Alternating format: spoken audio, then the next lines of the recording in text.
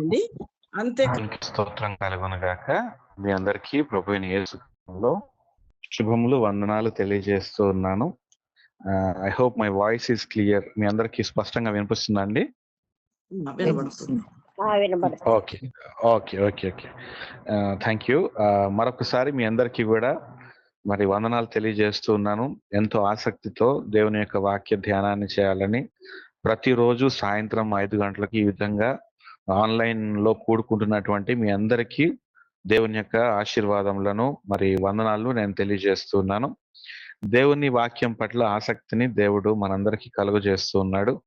ముఖ్యంగా ప్రకటన గ్రంథం గురించి ధ్యానం చేయాలని జయకుమారి ఆంటీ అయితే మరి ఎందుకు ప్రేరేపణ అనిపించిందో తెలియదు, కానీ అంత్యకాలంలో ఉంటున్నాము, అన్ని రాకడకు సంకేతాలన్నీ స్పష్టంగా కనిపిస్తున్నాయి. కాబట్టి ప్రభు ఉద్దేశం ఏమిటి, మరి దీని గురించి దేవుడు తన సంఘం అయినటువంటి మనలందరినీ ఎలా సిద్ధపరచాలనుకుంటున్నాడు, ఈ విషయాలన్నీ తెలియాలంటే ప్రకటన గ్రంథాన్ని ధ్యానం చేయాలి అనే ఆలోచన వచ్చి మరి ఆ విషయంలో చర్చించినప్పుడు ఈ ప్రకటన గ్రంథ ధ్యానాలను మనం ప్రారంభించడం జరిగింది. అందులో భాగంగానే మనం ఇప్పటి వరకు మరి అనేక వాక్యాలు ప్రకటన గ్రంథం మీద విన్నాం. ముఖ్యంగా మరి సంఘాలన్నిటి గురించి కూడా మరి విన్నాం మనము. ఆ సంఘాల తర్వాత కూడా ఇప్పుడు మనం 6వ అధ్యాయంలోనికి వచ్చాము. 6వ అధ్యాయంలో ఆల్రెడీ ఇప్పటికీ 4 ముద్రల గురించి మనము విన్నాము. మరి 4 గుర్రాలపై వస్తూ ఉన్నటువంటి ఆ వ్యక్తులను గురించి మనం తెలుసుకున్నాము. ఆ సమయంలో ఎలాంటి సంఘటనలు సంభవిస్తాయి, మరి భూమి మీద ఎలాంటి మార్పులు జరుగుతాయి, మనుషులకు ఎలాంటి శ్రమలు వస్తాయి అన్న విషయాన్ని తెలుసుకున్నాం. ఇప్పుడు 5వ ముద్రలోనికి వెళ్ళబోతున్నాము. ప్రకటన గ్రంథము 6వ అధ్యాయము 9, 10, 11 వచనాలను చదువుదాము. ఆ తర్వాత 6వ ముద్ర అప్పుడు మళ్ళీ 15, 16, 17 వచనాలను చదవచ్చు. ప్రస్తుతానికైతే ప్రకటన గ్రంథము 6వ అధ్యాయము మరి 9, 10, 11 వచనాలని చదువుకుందాం ఒకసారి. ఇందాక చెప్పినట్లు సిస్టర్ చదువుతారు.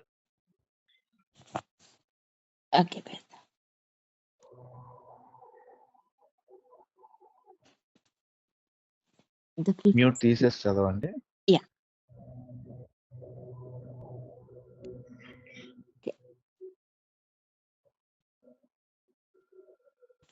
When he opened the fifth seal, I saw under the altar the people slaughtered because of God's word and the testimony they had. They cried out with a loud voice, Lord, the one who is holy and true, how long until you judge and avenge our blood for those who live on the earth?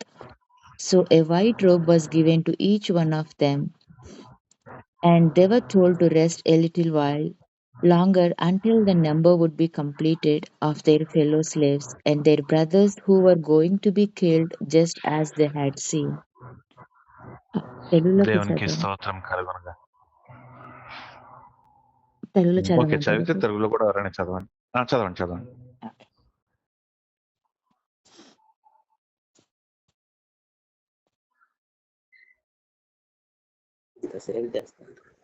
ఆయన 5వ ముద్రను విప్పినప్పుడు దేవుని వాక్యం నిమిత్తమును తాము ఇచ్చిన సాక్ష్యం నిమిత్తమును వధింపబడిన వారి ఆత్మలను బలిపీఠం కింద చూస్తుని, వారి మాట సత్యస్వరూపి పరిశుద్ధుడా, ఎందాక తీర్పు తీర్చకయు మా రక్తము నిమిత్తము భూ నివాసులకు ప్రతిదండన చేయకు ఉందువని బిగ్గరగా కేకలు వేసిరి.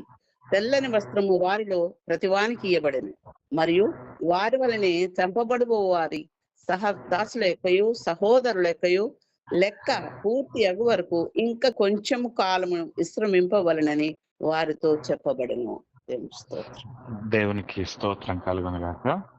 సో 5వ ముద్ర విప్పినప్పుడు దేవుని వాక్యము నిమిత్తమును తామిచ్చిన సాక్ష్యము నిమిత్తమును వధింపబడిన వారి ఆత్మలను బలిపీఠం క్రింద చూచితిని అని ఈ దర్శనాన్ని అంతటిని ప్రత్యక్షతను చూస్తున్న యోహాను మనకి తెలియజేస్తున్నాడు. అయితే మనము ఈ ముద్రలను ధ్యానం చేసేటప్పుడు నేను ఆల్ ఆఫ్ సడన్ సంఘాలు అయిపోయిన తర్వాత డైరెక్ట్ ముద్రల ధ్యానంలోనికి వచ్చేసాను. కాబట్టి ముద్రల కంటే ముందు అసలు ఏం జరిగింది అంటే, ఇప్పుడు ఈ ముద్రలు విప్పినప్పుడు మొట్టమొదటిగా ఎప్పుడైతే మొదటి ముద్ర విప్పబడిందో అప్పుడు తెల్ల గుర్రం మీద ఒక వ్యక్తి రావడము, అతడు మొదట శాంతియుతంగా కనిపించినట్లు అనిపించినప్పటికీ ఆ తర్వాత మరి తర్వాత 3.5 సంవత్సరాలు అంటే దానియేలు గ్రంథంలో 9వ అధ్యాయంలో చెప్పబడినటువంటి తర్వాతి మిగతా అర్ధ వారము అంటే 3.5 years, ఆ 3.5 years కూడా చాలా విపరీతమైనటువంటి శ్రమలకు గురి చేస్తాడని, మంచివాడిగా నటించి అందరి మన్ననలు పొందుకొని చాలా ప్రఖ్యాతిగాంచి, ఆ తర్వాత అధికారాన్ని అంతటినీ తనలోనికి తీసుకొని, తన చేతిలోనికి తీసుకొని తనే అంత్యక్రీస్తుగా పరిణమిస్తాడని తెలుసుకున్నాము. అయితే ఈ అంత్యక్రీస్తు పరిపాలన అంటే అంత్యక్రీస్తు యొక్క ఎరా, అంత్యక్రీస్తు శకం ఎప్పుడు ప్రారంభం అవుతుంది అంటే మొదటి ముద్ర విప్పగానే ప్రారంభం అవుతుంది. సో అంతకు ముందు ఏం జరుగుతుంది అని అడిగితే, అంతకు ముందు అంటే ఈ ముద్రలు, ఈ శ్రమలు, ఈ ముద్రలు మొదటి ముద్ర విప్పబడిన దగ్గర నుంచి శ్రమలు ప్రారంభం అవుతాయి. శ్రమల కాలం ప్రారంభం అవుతుంది.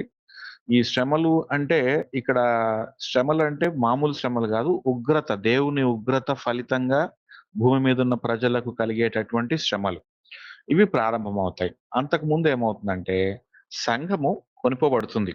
సంఘము యేసుక్రీస్తు ప్రభువుల వారి దగ్గరికి కొనిపోబడుతుంది. ఒకసారి ఎవరైనా త్వరగా తీయగలిగిన వారు తెస్సలోనికలకు రాసిన మొదటి పత్రిక 4వ అధ్యాయము 16 నుండి 17 వచనముల వరకు చదువుకుందాము. మొదటి తెస్సలోనికైలకు 4వ అధ్యాయము 16, 17 వచనాలు దయచేసి చదువుకుందాము. ఆర్భాటంతోనూ ప్రధాన దూత శబ్దంతోనూ దేవుని బూరతోనూ పరలోకము నుండి ప్రభు దిగివచ్చును. క్రీస్తు నందుండి మృతులైన వారు మొదట లేతురు. ఆ మీదట సజీవులమై నిలిచియుండు మనము వారితో కూడా ఏకముగా ప్రభువును ఎదుర్కొనుటకు ఆకాశ మండలమునకు మేఘముల మీద కొనిపోబడుదుము. కాగా మనము సదాకాలం ప్రభుతో కూడా ఉందుము. కాబట్టి మీరు ఈ మాటల చేత ఒకరినొకడు ఆదరించుకొనుడి. దేవునికి స్తోత్రం కలుగును గాక. సో వీటికంటే ఈ ముద్రలు కూడా ఇంకా విప్పబడకంటే ముందు జరిగే సంఘటన ఏంటంటే, అన్నిటికంటే ప్రధానమైన సంఘటన, మనందరం కూడా తెలుసుకోవాలని ఎదురు చూస్తున్న సంఘటన ఏంటంటే, సంఘము యేసుక్రీస్తు ప్రభువుల వారి దగ్గరకు కొనుకోబడటం. దీన్నే ఉత్థానము అని అన్నారు, రాప్చర్ అని అంటారు. ఇది గ్రీకు భాషలో అంటే లాటిన్ లో రాప్చురో అనేటటువంటి దాని నుండి డిరైవ్ చేయబడింది. సో అంటే ఏంటంటే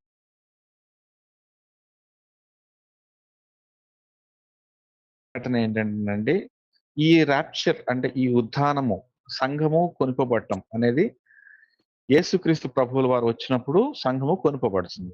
అయితే ఇప్పుడు యేసుక్రీస్తు ప్రభువుల వారు రావడం అనేది దీన్ని రెండవ రాకడ అని అనం మనం. ఇది రెండవ రాకడ కాదు. ఇది యేసుక్రీస్తు ప్రభువుల వారు భూమి మీదకి రారు. ఇప్పుడు ఎక్కడ ఉంటారంటే ఆయన ఆకాశంలోనే ఉంటారు. అందుకని ఇప్పుడు మనం క్లియర్ గా చదువుకున్నాం కదా, ఇక్కడ ఏంటంటే పరలోకము నుండి ప్రభువు దిగి వచ్చును.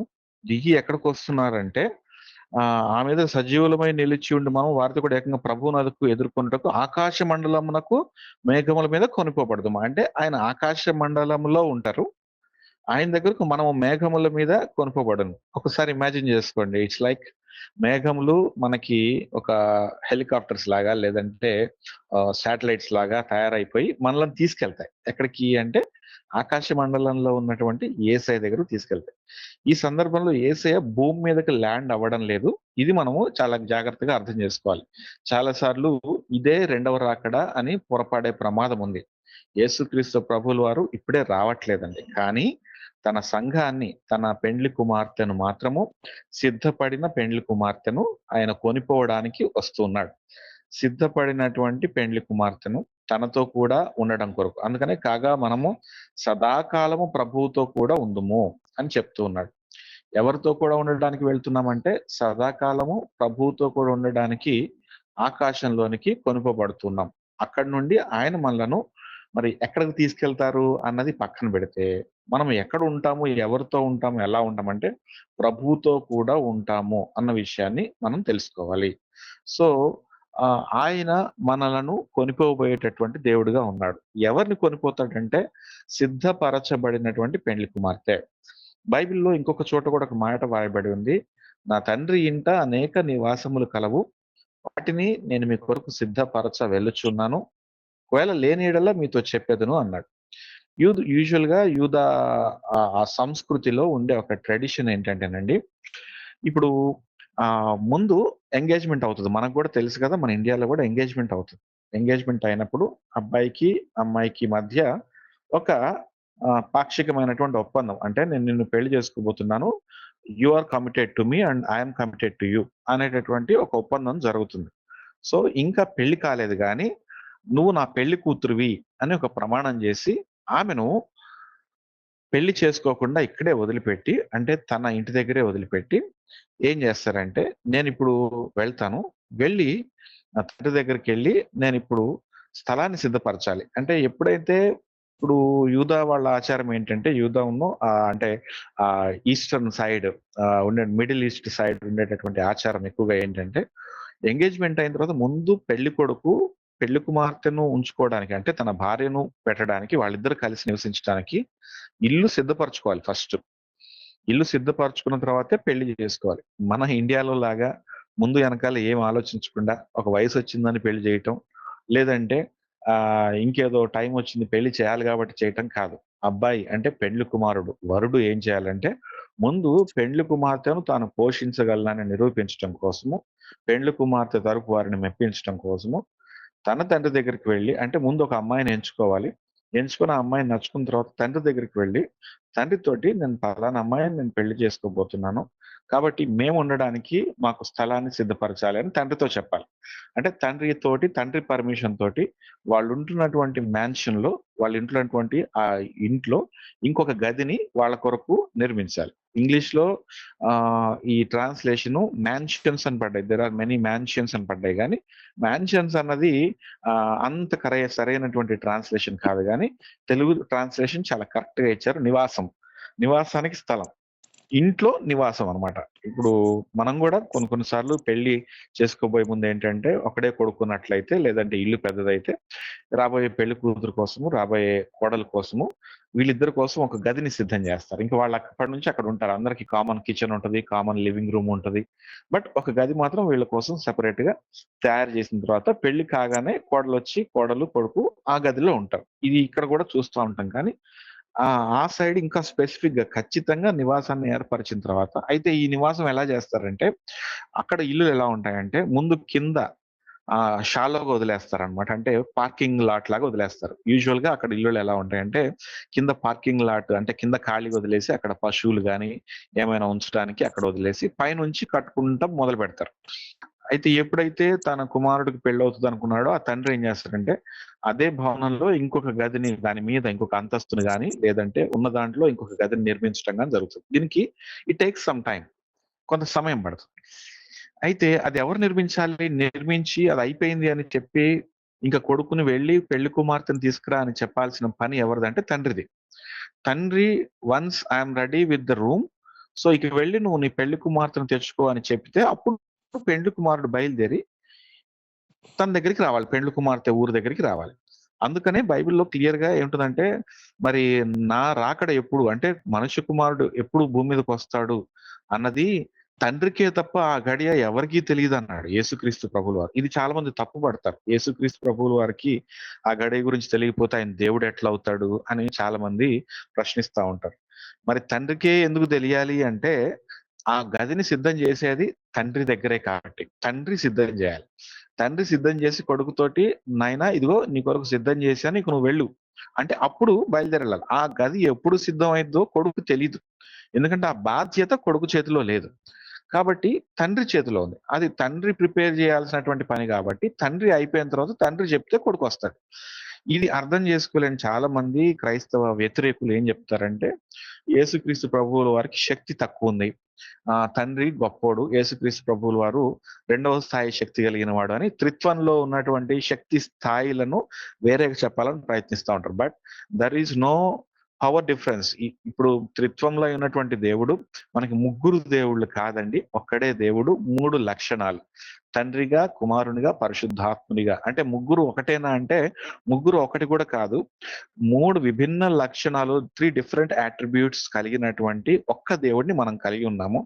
ఆయన తండ్రిగా ఉన్నటువంటి వ్యక్తి అంటే 3 in 1, దీన్నే ట్రినిటీ అంటారు. ఈ మాట బైబిల్లో లేదు, కానీ బైబిల్లో లేకపోయినా దేవుడు తన లక్షణాన్ని ఈ విధంగా బయలుపరుస్తూ ఉన్నాడు. 1 into 1 into 1. It's not 1 + 1 + 1. 3 different things అయితే అప్పుడు అవి ముగ్గురు దేవుళ్ళు అవుతారు. కానీ ముగ్గురు దేవుళ్ళు కాదు, ఒక్కడే దేవుడు, ముగ్గురు వ్యక్తులు. 3 డిఫరెంట్ పర్సన్స్ గా ఆయన మన మధ్యలో సాక్షాత్కరిస్తూ ఉన్నాడు. ఆయన అసలైనటువంటి పేరు YHWH, యావే అని పిలుస్తాము. ఈ యావేలో ఎవరున్నారంటే తండ్రి ఉన్నాడు, కుమారుడు ఉన్నాడు, పరిశుద్ధాత్ముడు ఉన్నాడు. తండ్రి పాత నిబంధన కాలంలో చాలా సార్లు తన పిల్లలను తన తండ్రిగా నడిపిస్తూ వచ్చాడు. అదే పాత నిబంధనలో కుమారుడైన యేసుక్రీస్తు ప్రభువుల వారు కూడా చాలా సందర్భాల్లో వివిధ రూపాలలో సాక్షాత్కరించడం జరిగింది. పరిశుద్ధాత్ముడు కూడా పాత నిబంధన గ్రంథంలో మనకు కనిపించారు. అంటే ఈ ముగ్గురు ఎప్పుడు కూడా సహవాసంలో ఐక్యతతో ఉన్నారు. ఎందుకు చెప్తున్నానంటేనండి, ఈ బేసిక్స్ మనకి తెలియాలి. తెలిస్తేనే మనకి తండ్రి ఏంటి, కుమారుడు ఏంటి, కుమారుడు రావడం ఏంటి, తండ్రి ఎందుకు రావట్లేదు, ఇవన్నీ కూడా అర్థమవుతాయి. ఈ అంత్యకాలాల్లో మనం తెలుసుకోవాలి, మనం ఎక్విప్ అవ్వాల్సినటువంటి విషయాల్లో ఇవి కూడా ప్రాముఖ్యమైనటువంటి విషయాలు. మీరు బయట ఫేస్బుక్ కానీ యూట్యూబ్ కానీ తెరిస్తే ఎంతసేపు దీని మీద అటాక్ జరుగుతుంది, ట్రినిటేరియన్ గాడ్ మీద అటాక్ జరుగుతుంది. అందరూ కూడా విమర్శించడంలో ఈ విషయాన్నే ఎక్కువగా పాయింట్ గా తీసుకుంటున్నారు. సో యేసుక్రీస్తు ప్రభువుల వారు 100% మ్యాన్, 100% గాడ్. ఇందులో ఎలాంటి తేడా లేదు. ఇప్పుడు ఆయన కుమారుడిగా ఉన్నాడు. ఆయన కుమారుడిగా మరలా తిరిగి రానంటున్నాడు. ఎప్పుడు అంటే తండ్రి ఇంట స్థలము సిద్ధము అయిపోయిన తర్వాత ఆయన వస్తాడు. అందుకే కుమారుడు ఎప్పుడు వస్తాడు అన్నది కుమారుడికే తెలియదు అన్న మాట చెప్పబడింది. It does not mean that కుమారుడు శక్తి లేనివాడని, కుమారుడికి నాలెడ్జ్ లేదని కాదు. సో ఆయన ఎవరి బాధ్యతను వాళ్ళు నిర్వర్తిస్తున్నారు కాబట్టి ఆ యూనిటీలోనే డైవర్సిటీని కలిగి డైవర్సిఫైడ్ క్యారెక్టరిస్టిక్స్ తోటి, డైవర్సిఫైడ్ అట్రిబ్యూట్స్ తోటి వాళ్ళు పని చేస్తూ ఉన్నారు తండ్రి, కుమార, పరిశుద్ధాత్మ దేవుడు. ఇప్పుడు ఈ కుమారుడు ఈ భూమి మీదకి, అంటే ఈ కుమారుడు పెండ్లి కుమార్తె ఇంటికి ఎప్పుడు వస్తాడో తెలియదు. తండ్రి ఎప్పుడైతే గో అంటాడో అప్పుడు బయలుదేరి వస్తాడు. ఆయన వచ్చేటప్పటికి ఈ పెండ్లి కుమార్తె గ్రామానికి చేరుకునేటప్పటికి అది అర్ధరాత్రి అవ్వచ్చు, తెల్లవారుజాము కావచ్చు, పొలంలో నాట్లేసుకునే టైం కావచ్చు, లేదంటే ఇద్దరు విసిరే టైం కావచ్చు, మంచం మీద ఇద్దరు పడుకునే టైం కావచ్చు, అది ఏ టైం అయినా కావచ్చు. కానీ ఆయన వచ్చినప్పుడు గ్రామం వెలుపల ఉండి ఒక పెద్ద బోరని ఊదుతాడనమాట. అంటే పెండ్లి కుమారుడు వస్తున్నాడు అనేటటువంటి బోర, పెండ్లి కుమారుడు వేం చేయుచున్నాడు హో అనేటటువంటి బోర వినపడినప్పుడు పెండ్లి కుమార్తె ఏం చేయాలంటే ఆ స్వరాన్ని గుర్తుపట్టి, పెండ్లి కుమారుని స్వరాన్ని గుర్తుపట్టి పరుగునెళ్ళి పెండ్లి కుమారుణ్ణి ఎదుర్కోవాలి. ఒకవేళ ఆ సమయానికి పెండ్లి కుమార్తె సిద్ధంగా లేకపోతే ఆ బూర ఊదిన తర్వాత కొంతసేపు వేచి చూసినటువంటి పెండ్లి కుమారుడు ఆ పెండ్లి కుమార్తెను తీసుకోకుండా వెళ్ళిపోతాడు. So she misses her bridegroom. అది అందుకనే మనకి ఇదంతా స్పిరిచువలైజ్డ్ కంటెక్స్ట్ లో మనకి ఈ రాకడ వచ్చినప్పుడు మనం సిద్ధంగా ఉండాలి అని చెప్పడం జరుగుతుంది. సో ఇది ఇప్పుడు మనకు ఆ కాంటెక్స్ట్ చూస్తే అర్థమవుతుంది ఎందుకు కుమారుడికి తెలియదు, పెండ్లి కుమార్తె ఒకవేళ మిస్ అయితే ఏమవుతుంది అని. అందుకని కుమారుడు వచ్చే గడియ ఎప్పుడు వస్తుందో తెలియదు కాబట్టి మనము ఎప్పుడు సిద్ధంగా ఉండాలని బైబిల్ మనకి అనేక సందర్భాలలో హెచ్చరిస్తూ ఉంది, వార్నింగ్ ఇస్తుంది. So this is all about rapture. ఈ సమయంలో పెండ్లి కుమారుడు వచ్చి బూర ఊదగానే ఎట్లా వస్తున్నాడంటే ఆర్భాటముతోనూ, ప్రధాన దూత శబ్దముతోనూ, దేవుని బూరతోనూ. మొదటిసారి వచ్చినప్పుడేమో ఆర్భాటం లేకుండా వస్తాడు. అంటే మొదటిసారి వచ్చినప్పుడు it is all about selecting the bride. పెండ్లి కుమార్తెను ఎంపిక చేసుకోవడం కొరకు, ఉన్న వాళ్ళలో పెండ్లి కుమార్తెను ఇష్టపడి పెండ్లి కుమార్తెగా తనకు ఉండేవారు ఎవరో నచ్చుకొని వాళ్ళని ప్రదానం చేసుకోవడం కొరకు వస్తాడు. రెండవసారి వచ్చినప్పుడు మాత్రము అంత బాదరబందీలతో భజంత్రులతో వస్తాడు. అంతే కదండి, మన దగ్గర కూడా అదే జరుగుతుంది. ఫస్ట్ సంబంధం మాట్లాడుకోవడానికి వెళ్ళేటప్పుడు హడావిడి చెయ్యం. ఏదో కారులో నలుగురు కలిసి వెళ్ళిపోయి అమ్మాయిని చూసుకొని అమ్మాయి బాగుంది అనుకొని వస్తారు. అబ్బాయి ఒక్కడే వెళ్తాడు, అంటే హడావిడికి వెళ్ళరు. కానీ ఎప్పుడైతే పెళ్లికి వెళ్తారో అప్పుడు పెళ్లికి వెళ్ళినప్పుడు మాత్రము అప్పుడు హడావిడి వేరేగా ఉంటుంది. సో ఆర్భాటముతో, ప్రధాన దూత శబ్దముతో ఈ పెండ్లి కుమారుడు అయినటువంటి యేసుక్రీస్తుకు ముందు ప్రధాన దూత కూడా వస్తారు.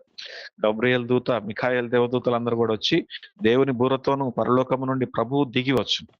ప్రభువు అక్కడికి వచ్చి పొలిమేరలు, అంటే భూమి పొలిమేరలకు రాగానే, భూమి పొలిమేర అంటే ఆకాశంలోనికి రాగానే అప్పుడు ఏమవుతారంటే పెండ్లి కుమార్తె ఎవరైతే ఉన్నారో ఆయన స్వరాన్ని గుర్తుపడతారు. మొట్టమొదట ప్రభువునందు మృతులైన వారు మొదట లేగుతురు.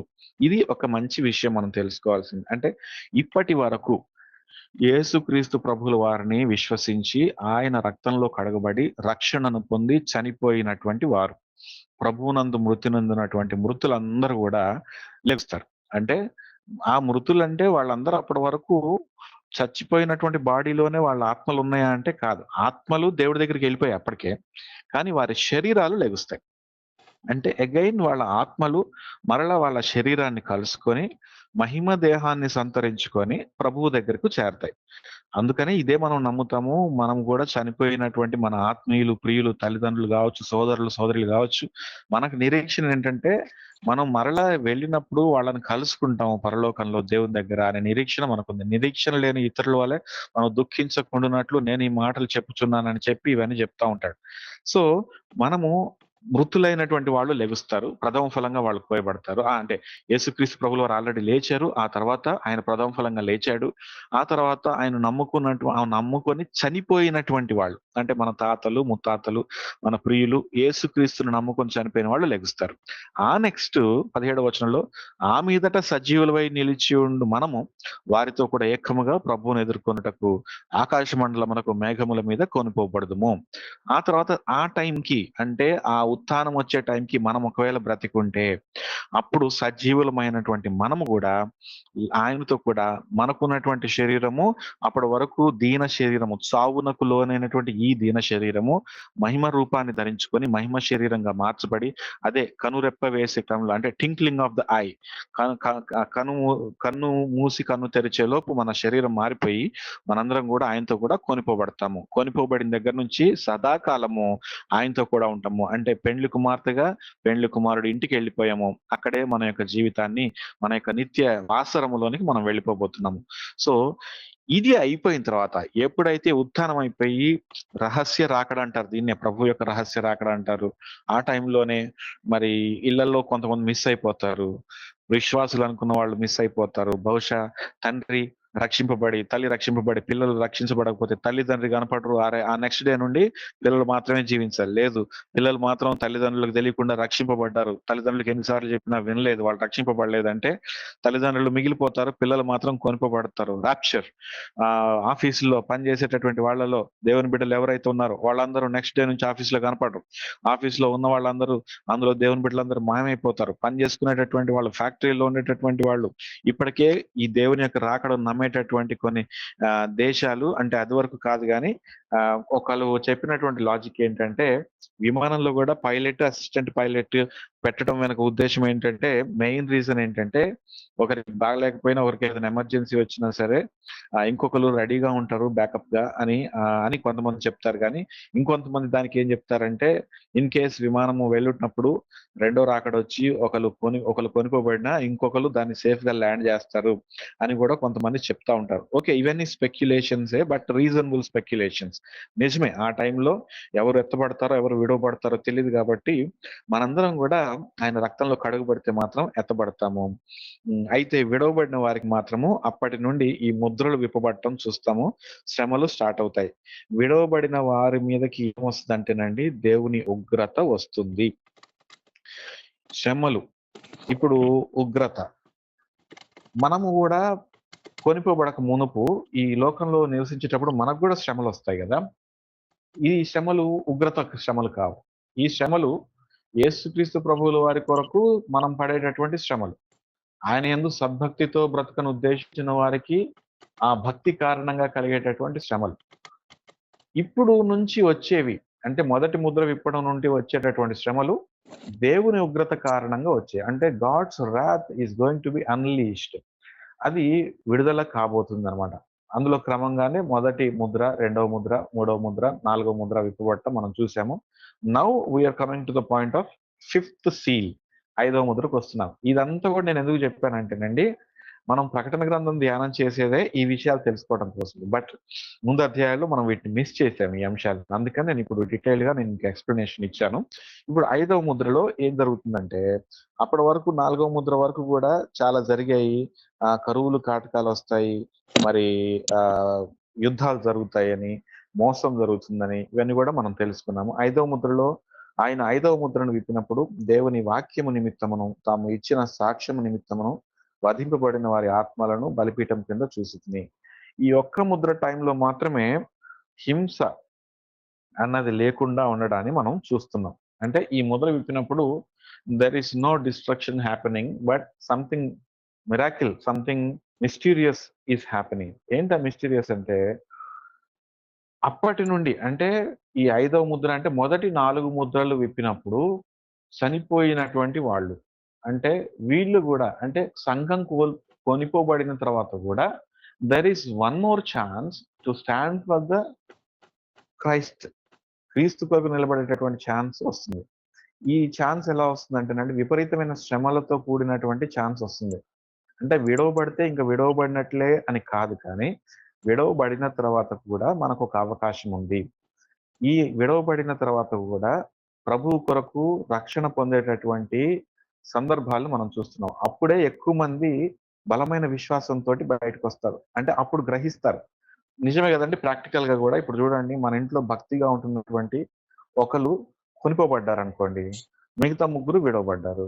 అప్పుడు ఆటోమేటిక్ గా అన్ని రోజులు మనం బైబిల్లో మాట్లాడుకుంటున్న అన్ని కూడా కరెక్టే. ఇన్ని రోజులు ఇది ఒట్టిదే అనుకున్నాం, కానీ ఈ రోజు అన్నంత పని అయింది. దేవుడు తనకి ఇష్టమైనటువంటి బిడ్డను మన కుటుంబం నుంచి కొనిపోయాడు. మనం మాత్రం మిగిలిపోయాము.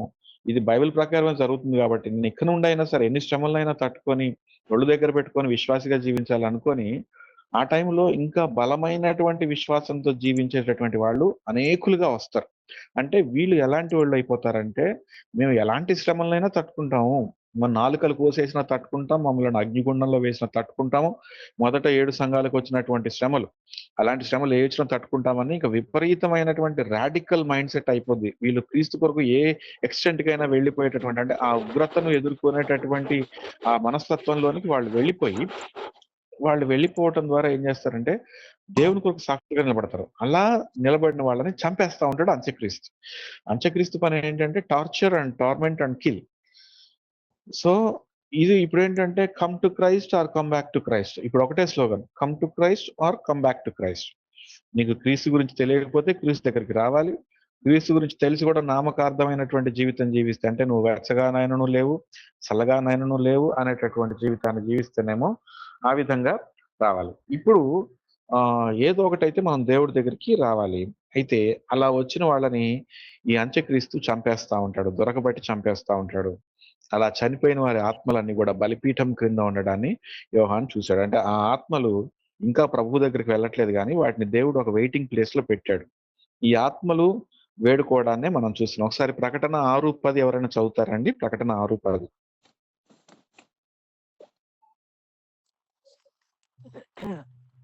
వారు నాథ సత్య స్వరూపి పరిశుద్ధుడా, ఎందాక తీర్పు తీర్చకయు మా రక్తము నిమిత్తము భూమి నివాసులకు ప్రతిదండన చేయకు ఉందు అని బిగ్గరగా కేకలు వేసిరి.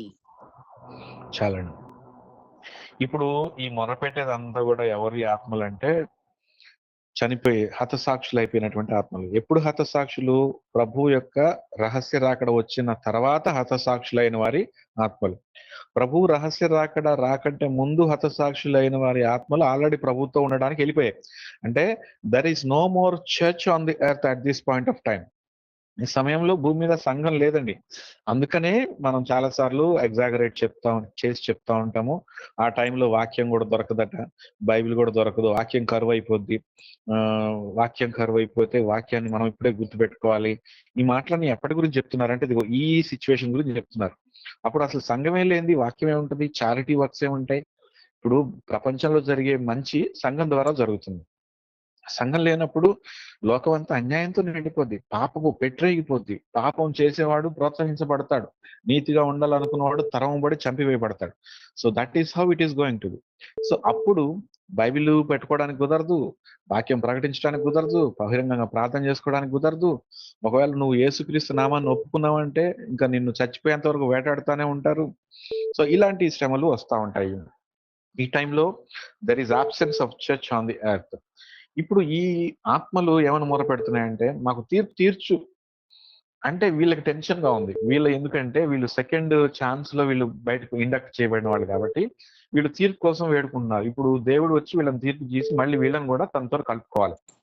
అందుకని వీళ్ళు ఎక్సైటెడ్ గా ఉన్నారు, మళ్ళీ తండ్రిని కలుసుకోవాలి, మా దేవుడిని కలుసుకోవాలి అని ఎక్సైటెడ్ గా ఉన్నారు. కానీ now they are set to wait for some time. అలా రక్తం నిమిత్తం భూనివాసులకు ప్రతిదండన మిగతా వాళ్ళని నువ్వు ప్రతిదండన చేయాలి ప్రభు అని వీళ్ళు కోరుకుంటున్నారు. సో ఇప్పుడు మనకు ఒక డౌట్ రావచ్చు, అంటే ఆత్మలు అలాగా ప్రార్థన చేస్తాయండి? ఆత్మలు ఇంకా భూమి మీద ఉంటాయా? వాళ్ళకి ప్రార్థన చేసే శక్తి ఉంటుందా? ఒకసారి చచ్చిపోతే చచ్చిపోయినట్టే కదా అని మనం అనుకుంటాం కదా. అయితే దెర్ ఆర్ 2 ఎక్సెప్షన్స్. ఒకటేమో కొన్ని స్పెషల్ కేసెస్ లో ప్రవక్తలు అనుకున్నటువంటి వారి ఆత్మలు వారి స్వాధీనంలో ఉంటాయని బైబిల్లో రాయబడింది. రెండో స్పెషల్ కేసు ఏంటంటే ఇలాంటి సందర్భంలో ఇది ఆల్రెడీ ఉత్థానం అయిపోయిన తర్వాత ఈ ఆత్మలు కాబట్టి వీటికి ఉన్నటువంటి లెక్క వేరని నేను అనుకుంటున్నాను. కాబట్టి వీరు ప్రార్థన చేసేటటువంటి కాన్షియస్నెస్ ని, అంటే ప్రార్థన చేసే అవకాశాన్ని కలిగి ఉన్నారని నేను అనుకుంటున్నాను. బైబిల్లో కూడా we have some examples of Cain and Abel issue. ఇప్పుడు కయీను హేబేల్ విషయంలో కయీను హేబేల్ను చంపేసినప్పుడు ఏమని చెప్తున్నాడంటే దేవుడు, ఆ నీ ఏమంటున్నాడంటే నీ తమ్ముని యొక్క రక్తము యొక్క స్వరము నేలలో నుండి నాకు మొర్ర పెట్టుచున్నది అని అన్నాడు. అంటే చనిపోయిన తర్వాత కూడా రక్తం మొర్ర పెట్టడం అన్నది ఇది బైబిల్ ప్రకారము ఇట్ ఈస్ పాసిబుల్. సో ఇది ఎవరికి పాసిబుల్ అన్న దాని విషయంలో I cannot say that because there is no specific rule. అంటే వీళ్ళ రక్తం మొర పెడుతుంది, వాళ్ళ రక్తం మొర పెడుతుంది అని చెప్పలేను. కానీ there are significant instances in the Bible where the life after death prayed for Jesus or God. అదేవిధంగా ఇప్పుడు లాజరు అబ్రహాము విషయంలో కూడా, లాజరు ధనవంతుడి విషయంలో కూడా, లాజరు అబ్రహాము రొమ్మునకు చేర్చబడినప్పుడు ఈ నరకంలో ఉన్నటువంటి వేతన పడుతున్నటువంటి ధనవంతుడు కూడా మొర్ర పెట్టేటటువంటి ఛాన్స్ దొరికినట్టుగా ఆ ఇల్లస్ట్రేషన్ లో మనం చూస్తున్నాం. సో ఇంకొకటి ఏంటంటే ఈ ఆత్మల గురించి కూడా మనం చూస్తే ఏ ఆత్మలు బలిపీఠం కింద ఉన్న ఆత్మలు కూడా ఏం చెప్తున్నారంటే ఓకే ఇంకా కొంతమంది చంపబడాల్సింది, ఇప్పుడు వాళ్ళు చంపబడిన తర్వాత అప్పుడు ఆ లెక్క పూర్తయ్యేంత వరకు మీరు విశ్రమించాలి అని చెప్తున్నాడు. ఒకసారి 6:11 చదవండి ఎవరైనా. 6:11 ప్రకటన గ్రంథం. తెల్లని వస్త్రము వారిలో ప్రతివానికి ఇయ్యబడెను, మరియు వారి వలనే చంపబడబోవు వారి సహదాసుల యొక్కయు సహోదరుల యొక్కయు లెక్క పూర్తి అగు వరకు ఇంకా కొంచెం కాలము విశ్రమింపవలెనని వారితో చెప్పబడెను. అంటే ఇప్పుడు మనం ఇది మెడిటేట్ చేసుకునే సమయానికి 5వ ముద్ర మాత్రమే ఇవ్వబడింది. ఇంకా ముద్రలు ఉన్నాయి, ఇంకా బోర్లు ఉన్నాయి, ఇంకా గిన్నెలు, పాత్రలు ఉన్నాయి. ఈ జడ్జిమెంట్స్ అన్ని ఉన్నాయి. కాబట్టి ఇంకా టైం ఉంది. ఇంకా మీకులాగా చంపబడవలసినటువంటి వాళ్ళు ఇంకా చాలా మంది ఉన్నారు. ఆ లెక్క పూర్తి కావాలి. I have certain count to be fulfilled. Only then you will be able to see the judgement and you will come back to me అని వాళ్ళని ఏం చేస్తున్నాడంటే రెస్ట్ తీసుకోమని చెప్పాను. ఇంకా కొంచెం కాలము విశ్రమించవాలని వారితో చెప్పాను. అంటే they are not being tormented. ఎప్పుడైతే ఈ శ్రమలలో నుండి, ఈ మహాశ్రమల్లో వేదనలు పడి చనిపోయి హతసాక్షులుగా ఉన్నారో వారు విశ్రాంతిలోనే ఉన్నారు. ఇది కూడా మనం అర్థం చేసుకోవాలి. వారికి శ్రమలు లేవు. అంటే ఇంకొకటి, వాళ్ళకి తెల్లని వస్త్రం ఇవ్వబడింది. తెల్లని వస్త్రము అన్నది బైబిల్లో ఎప్పుడు మనం చూసినా సరే వాళ్ళు రైచియస్ గా, నీతిమంతులుగా తీర్పు తీర్చబడినట్లుగా మనం గుర్తించవచ్చు. ఆ తర్వాత కూడా మనకి 13వ అధ్యాయంలో, ఆ తర్వాత 7వ అధ్యాయంలో కూడా మనకి తెల్లని వస్త్రం ధరించినటువంటి అనేక మందిని మనం చూస్తాం. దాని గురించి కూడా ధ్యానం చేయబోతాం. సో తెల్లని వస్త్రం ఏంటంటే యేసు నీతిలోనికి ప్రవేశించినటువంటి వారు. అంటే వాళ్ళకు కూడా పరలోకానికి చేరాల్సినటువంటి జడ్జిమెంట్ అన్నది అయిపోయింది ఆల్రెడీ. వీళ్ళకి వేరే జడ్జిమెంట్ ఉంటుంది. ఇంకొక విషయం మనం గుర్తుపెట్టుకోవాల్సింది ఏంటంటే there are many types of judgements in the Bible. ఏదో ఒక్కటే జడ్జిమెంట్ కాదు. మనకి ముందు నుంచి కూడా గొర్రెలు మేకల జడ్జిమెంట్ ఒక్కటే మన మైండ్లోకి వస్తుంది. అంటే దేవుడు తీర్పు తీరుస్తాడు, అప్పుడు గొర్రెల్ని మేకల్ని సెపరేట్ చేస్తాడు అని అనుకుంటాం. కానీ ఆయన యందు విశ్వాసం ఉంచు ప్రభువునందు మృతినందు మృతులు, లేదంటే ఆయన వచ్చేటప్పటికి సజీవులుగా విశ్వాసాన్ని పట్టుకొని మన రక్షణను గడగడలాడుచు కొనసాగించినటువంటి మనకి ఈ గొర్రెలు మేకల తీర్పు ఉండదండి. సో ఏ గుంపులో ఉంటావో నిశ్చయించుకోవాల్సింది ఎవరంటే ఆయన యొక్క రహస్య రాకడ వచ్చినప్పుడు విడవబడిన వాళ్ళు ఏ గుంపులో ఉంటారో నిశ్చయించుకోవాలి. ఎత్తబడే వాళ్ళకి ఫస్ట్ టైం ఎత్తబడే వాళ్ళకి ఈ తీర్పు లేదు. మరి ఏ తీర్పు ఉంటది మనకంటే బహుమతుల గురించినటువంటి తీర్పు ఉంటది. అంటే దేవుడు మనం చేసినటువంటి పనులను బట్టి, దేవుడు మనకిచ్చినటువంటి తలాంతులను బట్టి, మనకిచ్చినటువంటి పిలుపును బట్టి ఎంతవరకు ఆ పిలుపును ఫుల్ఫిల్ చేశాము దాని మీద దేవుడు, మనం చూస్తాం కదా, నా కొరకు నీతి కిరీటం ఉంచబడి ఉన్నదని పౌలు చెప్తా ఉంటాడు. బైబిల్లోనే కొన్ని కిరీటాలు మనం చూస్తున్నాం. వాడబారని కిరీటము, జీవ కిరీటము, నీతి కిరీటము. ఈ కిరీటాలన్నిటి గురించి ఇవ్వడం కొరకు, అంటే it's kind of prize ceremony అన్నమాట. ఈ జడ్జిమెంట్ ఏంటంటే ఫస్ట్ ఎవరికి, సెకండ్ ఎవరికి, థర్డ్ ఎవరికి ఎలాంటి పొజిషన్, ఎవరికి జీవ కిరీటం వస్తుంది, ఎవరికి వాడబారని కిరీటం వస్తుంది, ఎవరికి నీతి కిరీటం వస్తుంది, హతసాక్షులు అయిన వాళ్ళకి ఒక కిరీటం, నీతిగా నివసించిన వాళ్ళకి ఒక కిరీటం, లేదంటే అపోస్తులుగా ఎంతో కష్టపడి ఇబ్బంది పడినటువంటి వాళ్ళకి ఒక రకమైన కిరీటం. ఇలాంటి బహుమానాల్లో వేరియేషన్ ఉండొచ్చు. సో కానీ ఈ తీర్పు అంటే గొర్రెవా మేకవా అనే తీర్పు అయితే ఉండదు. సో ఇంకా ఇప్పుడు మనం ఇప్పుడు విప్పుతున్నటువంటి ఈ ముద్రలన్నీ కూడా తీర్పులే. ఇవన్నీ దేవుడు తీర్పు తీరుస్తున్నాడు. వీళ్ళకి తీర్పు జరిగిపోతా ఉంది చాలా సార్లు. అంటే తీర్పు ఇక్కడ ఫిజికల్ తీర్పు జరుగుతుంది, మళ్ళీ అక్కడ ఇటర్నల్ జడ్జిమెంట్ కూడా జరగబోతుంది. సో వీరందరూ హతసాక్షులు. వీళ్ళు సంఘం కొనుక్కోబడిన తర్వాత హతసాక్షులు అయిన వారు. దేవుడు వారికి దేవుడు చనిపోయిన తర్వాత కూడా ప్రార్థన చేసే శక్తిని ఇచ్చాడని మనం తెలుసుకున్నాము.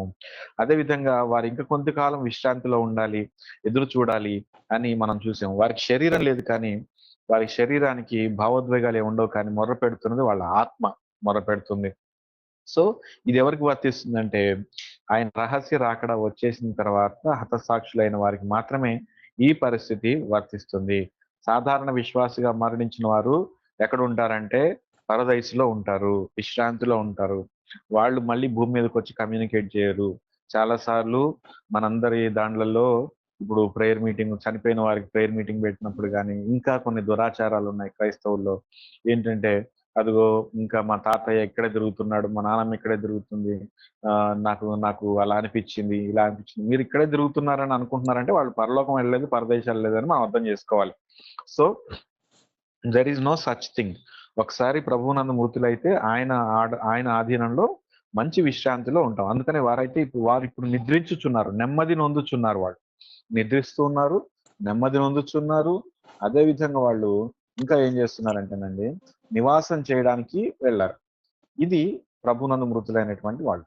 సో ప్రవక్తల విషయంలో మాత్రమే ఇలాంటి ఇది ఉందని మనం తెలుసుకున్నాము.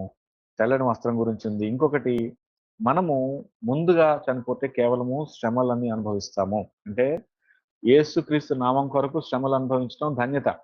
కానీ యేసుక్రీస్తు నామాన్ని మొదట వదిలిపెట్టి ఆ తర్వాత ఆయన ఈ వచ్చే శ్రమలను ఎదుర్కొంటే అది ఉగ్రతను ఎదుర్కొన్నట్టుగా ఉంటుంది. ఇప్పుడు ప్రకటన గ్రంథం 6వ అధ్యాయం 12వ వచనంలోనికి వెళ్దాం. 6వ ముద్రలోనికి వెళ్ళిపోదామండి. 12, 13, 14 చదువుదాం. ఆయన 6వ ముద్రను విప్పినప్పుడు నేను చూడగా పెద్ద భూకంపం కలిగెను. సూర్యుడు కంబలి వలె నలుపాయెను. చంద్రబింబం అంతయు రక్తవర్ణమాయెను. పెద్ద గాలి చేత ఊగులాడు అంజూరపు చెట్టు నుండి అకాలపు కాయలు రాలినట్టు ఆకాశ నక్షత్రములు భూమి మీద రాలెను. మరియు ఆకాశ మండలం చుట్టబడిన గ్రంథము వలనై తొలగిపోయెను. ప్రతి కొండయు ప్రతి ద్వీపమును వాటి వాటి స్థానములు తప్పెను. భూరాజులను, ధనులను, సహస్రాధిపతులను, ధనికులను, బలిష్ఠులను, ప్రతి దాసుడును, ప్రతి స్వతంత్రుడును కొండ గుహలలోను బండల సందులలోను దాగుకొని సింహాసనాసీనుడైన వాని యొక్కయు గొర్రెపిల్ల యొక్కయు ఉగ్రత మహాదినం వచ్చును. దానికి చాలా జాలి వాడేవాడు. మీరు మా మీద పడి ఆయన సన్నిధికిని గొర్రెపిల్ల ఉగ్రతకును మమ్మును మరుగు చేయుడి అని పర్వతములతోనూ బండలతోనూ చెప్పుచున్నారు. ఆమేన్. దేవునికి స్తోత్రం. ఏమండి, మీకు ఇది చదువుతుంటే మీకు ఒక డౌట్ వస్తా ఉండొచ్చు, why God is so specific to reveal all these things. ఇప్పుడు సంఘము ఎత్తబడుతుంది కదా, ఇంకా మనకి తెలుసుకోవాల్సిన అవసరం ఉందా వీటన్నిటి గురించి? మనం ఆల్రెడీ ఇవన్నీ జరగకంటే ముందే వెళ్ళిపోతాం కదా, మరి ఇవన్నీ తెలుసుకోవాల్సిన అవసరం మనకెందుకు? దేవుడు ఎందుకు ఇంత నొక్కి ఇలా ఉంటుంది అలా ఉంటుందని ముద్రల వెంబడి ముద్రలు, బూరల వెంబడి బూరలు, పాత్రల వెంబడి పాత్రలు, ఈ జడ్జిమెంట్స్ అన్నిటి గురించి చెప్తున్నాడు ఏంటి అని ఆలోచన మనకి రాకపోదు. సో ఇప్పుడు మనం ఏం అర్థం చేసుకోవాలంటే, ఇంత స్పేస్ బైబిల్లో కేటాయించి ఇంత డీటెయిల్గా ఎలాంటి శ్రమలు వస్తాయని కూడా పాయింట్ టు పాయింట్ చెప్తున్నాడు. అంటే దాని అర్థం ఏంటంటే, మోస్ట్ ఆఫ్ ద పీపుల్, చాలా మంది, అనేకులు, లెక్కకు మించినటువంటి వాళ్ళు అనేకులు కూడా విడవబడబోతున్నారు. ఇది దురదృష్టకరమైనటువంటి విషయము. విడవబడబోతున్నారు. మొదటి రహస్య రాకడలో వెత్తబడబోయేది కొద్ది మంది మాత్రమే అనే విషయాన్ని కూడా మనం తెలుసుకోవాలి. అనేకులు ఉండే అవకాశం లేదు, కానీ అనేకులు విడవబడిన తర్వాత వాళ్ళు మారు మనసు పొందుతారు. ఇది కొంచెం మన గుండె బరువెక్కేటటువంటి విషయం. ఎందుకంటేనండి, ఇప్పుడు ఎక్కువ మంది కొనుక్కోబడే పని అయితే ఇంత స్పెసిఫిక్ గా బైబిల్లో చెప్పబడి ఉంటుందని నేను అనుకోను. ఏదో కేవలం సాతానుడు వాడి సంబంధికులు మాత్రమే విడవబడతారు అనుకుంటే God really wouldn't have like waited to educators on this. ఇప్పుడు మాత్రం ఎందుకు స్పెసిఫిక్ గా చెప్తున్నారంటే చాలా మంది ఈ మొదటి రహస్య రాకడను మిస్ అయిపోతారు. పెండ్లి కుమారుడు ఆర్భాటంతో వచ్చినప్పుడు, ప్రధాన దూత శబ్దంతో వచ్చినప్పుడు ఆ పిలుపును గ్రహించలేక కొనిపోబడకుండా భూమి మీద మిగిలిపోయేటటువంటి విశ్వాసులు చాలా మంది మిగిలిపోతారు. అంటే నామకార్థ క్రైస్తవులు ఎవరో అక్కడ తెలిసిపోద్ది. మనలో చాలా మంది మిగిలిపోవచ్చేమో. నేను అవిశ్వాసంతో ఈ మాటలు చెప్పడం లేదు కానీ హెచ్చరింపుతో ఈ మాటలు నేను చెప్తున్నాను. సో అలా విడవబడకూడదని మనందరం ప్రార్థన చేసుకోవాలి. విడవబడిన వాళ్ళకి ఏమవుతుందో దేవుడు చెప్తున్నాడు. ఎందుకు చెప్తున్నాడు అంటే విడవబడిన వాళ్ళను కూడా దేవుడు విడవాలని అనుకోవడం లేదు. ఆ నెక్స్ట్ కూడా ఇంకొక అవకాశం ఉంది. But they are going to face the consequences. They are going to see how the wrath of God is going to be. దేవునికి ఉగ్రత ఎలా ఉంటుందో వాళ్ళు చూడబోతున్నారు. ఆ ఉగ్రతను చూసే వాళ్ళలో మనం ఉండకూడదంటే ఆ రహస్య రాకడ కొరకు ఎదురు చూడాలి. లేదంటే అంతకు ముందే ప్రభువునందు నిద్రించాలి. ఈ రెండిట్లో ఏది జరిగినా సరే మనము ధన్యులం. అందుకనే ఆయన రాకడైనా మన పోకడైనా సరే అది ప్రభువులో ఉండగానే జరగాలి అని ఒకప్పుడు నా చిన్నప్పుడు ఏడి శిఖామణి గారు చెప్తా ఉండేవాళ్ళు వాక్యంలో. అది చాలా అట్రాక్ట్ చేసేది నన్ను. సో ఆయన రాకడ వచ్చేటప్పటికైనా మన పోకడ అంటే మనం చచ్చిపోయేటప్పటికైనా మనం ప్రభువులో ఉంటే మనకి ఏ ప్రాబ్లం లేదు. ఒకవేళ ఆ అవకాశం మిస్ చేసుకుంటే ఆ తర్వాత చాలా కష్టపడి మనం ప్రభు దగ్గరికి వెళ్లాల్సి ఉంటుంది. ఇది నేను ప్రభు నామంలో మరి మనందరిని హెచ్చరిస్తున్నాను, నన్ను నేను హెచ్చరించుకుంటూ ఉన్నాను. సో ఆ టైంలో ఇక 6వ ముద్ర విప్పినప్పుడు ఎలా ఉంటుందంటే భూరాజులు, ఘనులు, సహస్రాధిపతులు వీళ్ళందరినీ కూడా కొట్టేస్తుంది ఈ ఆరో ముద్ర. అంటే ఏమవుతుందంటే ఒకసారిగా పెద్ద భూకంపం కలిగింది. సూర్యుడు కంబళి వలె నలుపాయను, చంద్రబింబం అంతయు రక్తవర్ణమాయను. సో 6వ ముద్ర విప్పినప్పుడు క్యాటాస్ట్రోఫికల్ కెలామిటీస్ జరగబోతున్నాయి. అంటే అంతరిక్షంలో పెను మార్పులు చోటు చేసుకోబోతున్నాయి. ఈ భూకంపం, పెద్ద భూకంపం కలుగుతుంది అని లిటరల్ గా వ్రాయబడింది. కొంతమంది ఈ వచనాలను ఇంటర్ప్రిట్ చేసేటప్పుడు, వ్యాఖ్యానించేటప్పుడు పెద్ద భూకంపం అంటే there could be a big political movement, ఒక పెద్ద రాజకీయ మూవ్మెంట్ కావచ్చు. కొండలు చదునైపోతాయని రాసిందంటే పెద్ద పెద్ద పరిపాలకులు కానీ లేదంటే పెద్ద పెద్ద రాజ్యాలు కూడా నేలమట్టం అవుతాయి, అంటే కూలిపోతాయి, ప్రభుత్వాలు కూలిపోతాయి అని స్పిరిచువలైజ్ ఇంటర్ప్రిటేషన్ చేస్తూ ఉంటారు. But this is not always correct. అంటే ప్రతిదాన్ని స్పిరిచువలైజ్ చేయలేము. స్పిరిచువలైజ్ చేయాలి అంటే దేవుడు పోలిక చెప్తాడు. ఇక్కడ పోలిక చెప్పట్లేదండి. 6వ ముద్ర నింపినప్పుడు చెత్తగా పెద్ద భూకంపం కలిగిందనే చెప్తున్నాడు. ఇంకొకటి సూర్యుడు నలుపాయనని చెప్తున్నాడు కానీ సూర్యుడు వంటి వాడు నలుపాయనని చెప్పట్లే. కంబళి వల్లే నలుపాయని చెప్తుంది. ఇక్కడ ఆ కంపారిజన్ దేనికి ఉందంటే కంబళితో ఉంది, అంటే బ్లాక్ కలర్ కు ఉంది, సూర్యుడికి కాదు. అంటే ఇట్ ఈస్ లిటరల్లీ సన్. సూర్యుడు మనం చూస్తున్నటువంటి సూర్యుడే ఎలా అవుతాడంటే నలుపు అవుతాడు. నలుపు అవడం అంటే ఎలాగా, కంబళి నలుపైనట్టు, అంటే సాక్ క్లాత్ అనమాట. అంటే సాక్ క్లాత్ అంటే గోనె వస్త్రము, గోనె బస్తా డీజిల్ తో తుడిస్తే గోనె బస్తా ఏ విధంగా మాసిపోతుందో అలాగా. ఇంకా యాక్చువల్ గా సాక్ క్లాత్ బ్లాక్ కలర్ అన్నది ఇట్ ఈస్ బైబిల్ కలర్ లో దాని వివరణ ఎలా ఉంటుందంటే సాక్ క్లాత్, మురికి గుడ్డలు, ఫిల్తీ ర్యాగ్స్ అన్న దగ్గర కూడా దాని ఎక్స్ప్లెనేషన్ ఎలా ఉంటుందంటే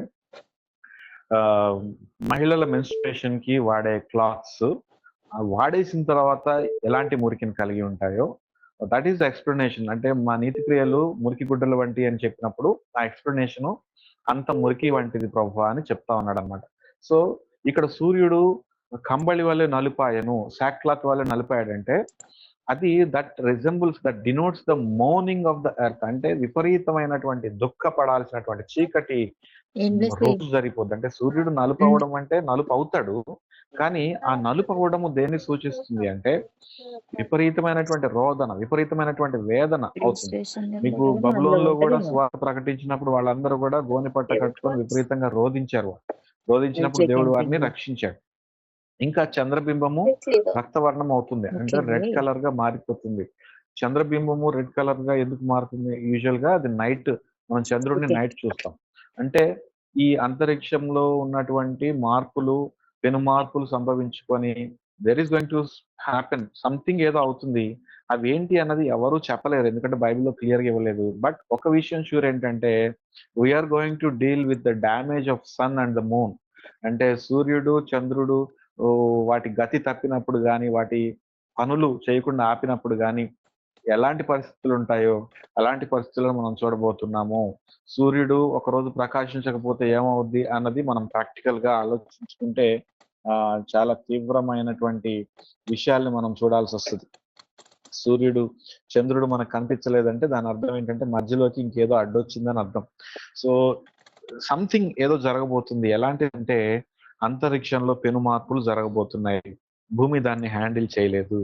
ఇంకా పెద్ద గాలి చేత ఊగులాడు అంజూరపు చెట్టు నుండి ఆ కాలపు కాయలు రాలినట్టు ఆకాశ నక్షత్రములు భూమి మీద రాలేనన్నాడు. అంటే యోహాను చూస్తుండగా ఆకాశ నక్షత్రములు రాలినని చెప్తున్నాడు. అంతేగాని ఏదో భూమి మీద పడ్డదని చెప్పట్లే. సో ఈజ్ ఇట్ పాసిబుల్ ఆకాశ నక్షత్రంలో భూమి మీద రావడం పాసిబుల్?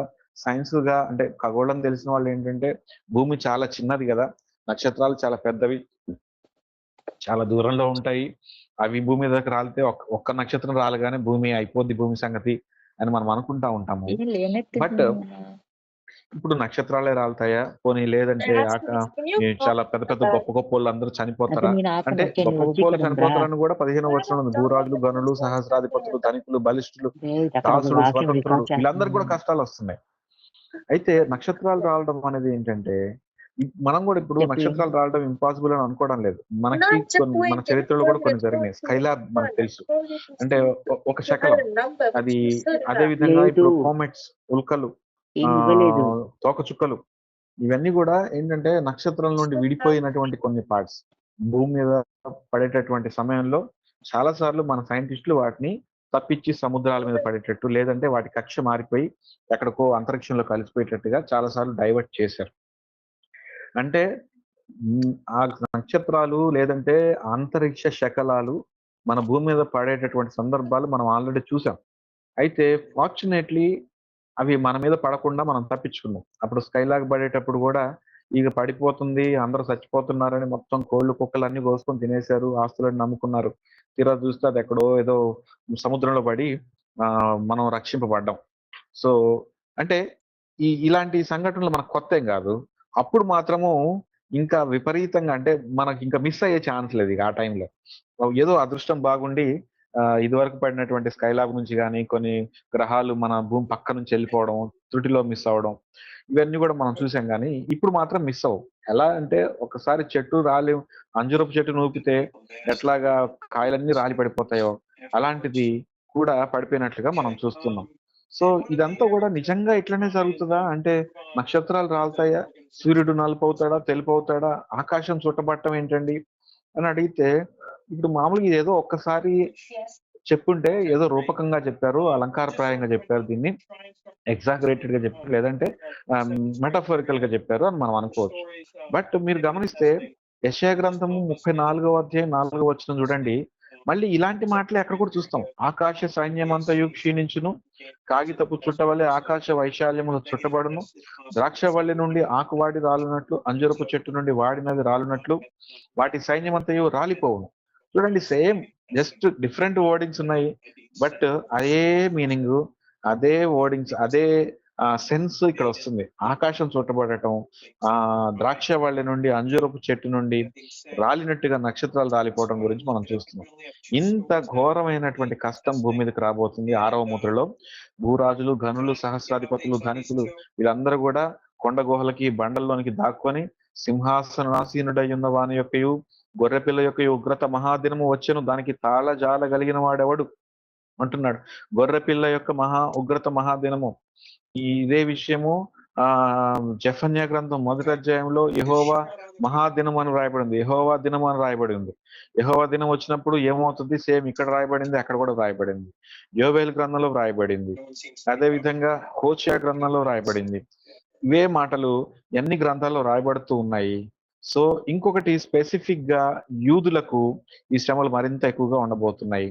యూదయలో ఉండువారు, మత్తయి సువార్త 24:15లో కూడా దీని గురించిందే వ్రాయబడింది. కాబట్టి ప్రవక్త అయిన దానియేలు ద్వారా చెప్పబడిన నాశనకరమైన ఏ వస్తువు పరిశుద్ధ స్థలమందు నిలుచుట మీరు చూడగానే చదువువాడు గ్రహించును గాక. మత్తయి 24:16లో యూదయలో ఉండువారు కొండలకు పారిపోవలను, మిద్దె మీద ఉండువాడు తన ఇంటిలో నుండి ఏదైనా తీసుకొని పోవుటకు దిగకూడదు, పొలంలో ఉండేవాడు తన బట్టలు తీసుకొని పోవుటకు ఇంటికి రాకూడదు. అయ్యో ఆ దినములలో గర్భిణులకు పాలిచ్చు వారికి శ్రమ, అప్పుడు మహాశ్రమ కలుగును గనుక మీరు పారిపోవుట చలికాలమందైనను విశ్రాంతి దినమందైనను సంభవింపకుండా వాళ్ళని ప్రార్థించుడి. లోకారంభము నుండి ఇప్పటి వరకు అట్టి శ్రమ కలగలేదు, ఇక ఎప్పుడు కలగబోదు. ఈ మాటలు స్పెసిఫిక్ గా యూదులకు చెప్తూ ఉన్నాయి, కానీ యూదులకు చెప్తున్నప్పటికీ నీ ఎక్కడ జరుగుతాయంటే భూమి మీద జరుగుతాయని చెప్తున్నాడు. భూమి అంతటి మీద జరుగుతాయని చెప్తున్నాడు దేవుని యొక్క వాక్యంలో దేవుడు. యూదుల సంగతి ఏంటండి? ఇదొక డౌట్ మనందరికి కదా. యూదులు మరి ఏసై రహస్య రాకడ వచ్చినప్పుడు ఎత్తబడతారంటే, ఏసైని నమ్ముకుంటే అది యూదుడైనా, ఈజిప్టోడైనా, ఫిలిస్తీయుడైనా, పాకిస్తాన్ వాడైనా, భారతీయుడైనా ఎత్తబడతారు. ఏసైని నమ్ముకోకపోతే అది యూదుడైనా, ఇశ్రాయేలీడైనా, ఏ గోత్రికుడైనా ఎత్తబడడు. ఇది బైబిల్ చెప్తుంది. అయితే అందుకే యూదులకి మహాశ్రమ, యూదులు శ్రమలను ఎదుర్కోవాల్సిందే. అందుకనే యూదులకి స్పెసిఫిక్ గా యూదయలో ఉండేవారు అంటే దిస్ ఈస్ జూడియా స్పెసిఫిక్. అంతేకాకుండా సబ్బాతు దినము, విశ్రాంతి దినము సంభవింపకుండా వాళ్ళని ప్రార్థించడం, అంటే విశ్రాంతి దినాన్ని పాటించేది యూదులే కాబట్టి ఈ మాటలు ఎక్కువగా యూదుల్ని సమాయత్తం చేయటం కొరకు చెప్పబడుతున్నటువంటి మాట. సో ఈ మాటలు యూదుల్ని చెప్పబడుతున్నాయి. యూదులు మాత్రము యేసుక్రీస్తుని నమ్మడం లేదు, వాడు ఇంకా మెస్సే వస్తాడని అనుకుని ఎదురు చూస్తున్నారు. వారు కూడా అనేక విగ్రహాలకు లోనిపోయి, అంత్యక్రీస్తు మాటలకు లొంగిపోయి, అంత్యక్రీస్తుకి ఆకర్షింపబడిపోయి, అంత్యక్రీస్తు వాళ్ళకి మేలు చేస్తాడు అనుకొని భ్రమపడిపోయి అప్పుడు రియలైజ్ అవుతారు. శ్రమలు వచ్చినప్పుడు రియలైజ్ అవుతారు. అప్పటి నుంచి వారిలో మార్పు కలుగుతుంది. ఆ మార్పు ఎలా ఉండబోతుంది అన్నది మనం 7వ అధ్యాయంలో మనం చూడబోతున్నాము. నాకు 7వ అధ్యాయంలోనికి జంపిన్ అయిపోవాలని చాలా ఈగర్ గా ఉంది. బట్ ఈ అధ్యాయంలోనే మనం ధ్యానించుకోవాలనుకుంటే ఇంకా చాలా చాలా విషయాలు ఉన్నాయి. బట్ ఇప్పుడు వరకు అయితే మనము ఈ 6వ ముద్రతోటి మనం ముగించుకుందాము. వీళ్ళందరూ కూడా ఎట్లా అంటే అందరూ కూడా ఎవరు కూడా వెనక్కి తిరిగి చూడకూడదు. చూసావా ఏదో ఒకటి నీ మీద పడుతుంది, చచ్చిపోతావు. సో కొండల్లో గుట్టల్లో వాటి మీద పడి కొండలు మమ్మల్ని కప్పండి అంటే, కొండలు మాకు అడ్డొస్తే బాగుండు, ఆ శకలాలు పడకుండా మేము కాపాడబడతాం అని చెప్పేసి ప్రార్థించుకునే రోజులు వస్తాయి. ఆ టైంలో గర్భిణీ స్త్రీలుగా ఉండకపోతే మంచిది అని చెప్తున్నాడు. ఎందుకు అంటే, నువ్వు గర్భిణీ స్త్రీ అయితేనేమో నీ గర్భంలో ఉన్నటువంటి పిల్లను గర్భంలో మోయాలి, లేదు బాలింతగా పిల్లను కనున దానం అయితే చేతిలో మోయాలి. మనం పారిపోవడం కష్టంగా ఉందంటే పిల్లల్ని పట్టుకొని పారిపోవడం మనం చూడలేం. మన ముందుగానే మన పిల్లలు మన గర్భపాతం జరుగుతుంటే, అంటే మన గర్భం ఉడిగిపోతూ ఉంటే అది తట్టుకోలేం. అదేవిధంగా మన చేతిలో పిల్లలు మనం రక్షించలేకపోయి వాళ్ళు చనిపోతూ ఉంటే అది చూసి తట్టుకోలేరు. అందుకని మీరు గర్భవతులుగా ఉన్నప్పుడు కానీ, పాలిచ్చేవారుగా ఉన్నప్పుడు కానీ ఈ శ్రమ రాకూడదని మీరు కోరుకోండి అని చెప్తున్నాడు. బండ సందుల్లో దాక్కొని సింహాసనాసీనుడై ఉన్న వాని యొక్క గొర్రెపిల్ల యొక్క ఉగ్రత మహాదినము వచ్చును. దానికి తాళజాల కలిగిన వాడెవడు? దాన్ని తట్టుకోగలిగినటువంటి కెపాసిటీ ఎవరికి ఉంటుందా అంటే మనుషుడు అనే వాడికి ఎవరికి ఉండదు. The reason is this is the wrath of God. This is not a mere suffering, this is indeed the wrath of God. అది కూడా కంట్రోల్డ్ wrath. దేవుడు కంట్రోల్డ్ wrath మనం చూపిస్తున్నాడు కాబట్టి స్టెప్ బై స్టెప్ ఈ ఉగ్రతను మనం చూస్తున్నాం. ఆయన ఒక్కసారిగా గట్టిగా గాలి ఊస్తే మనందరం ఎగిరిపోతాం, కానీ ఆయన నీతిమంతుడు. ఆయన ఉగ్రతకు కూడా ఒక లెక్క ఉంది. ఆ లెక్కతోటి ఆ ఉగ్రతను మనం చూపిస్తున్నాడు. రోమపత్రికలో కూడా ఆయన ఉగ్రత గురించి మనం చూస్తూ ఉంటాం మొదటి 2 అధ్యాయాల్లో. సో ఆ ఉగ్రతను కూడా ఆయన న్యాయంగానే కురిపించేటటువంటి దేవుడు.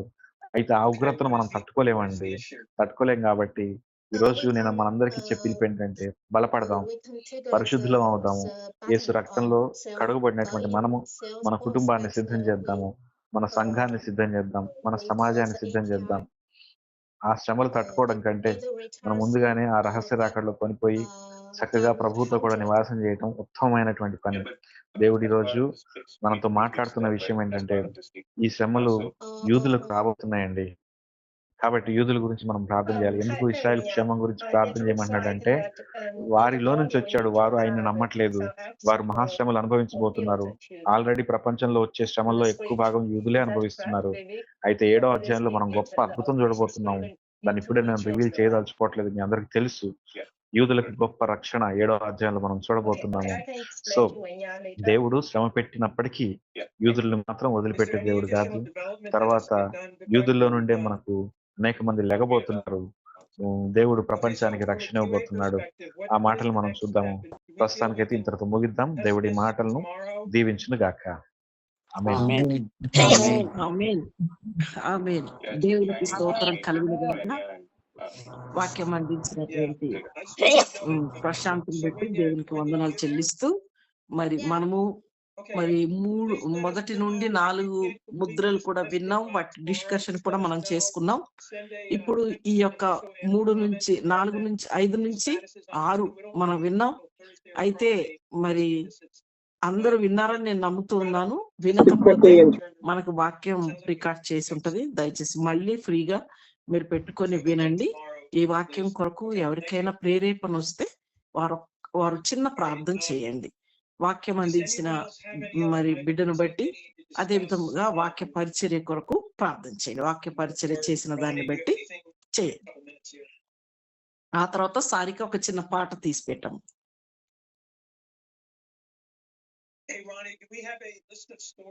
ఎవరన్నా ఒకరు లలిత సిస్టర్ చేస్తారా? కావ్య చెయ్యమ్మా.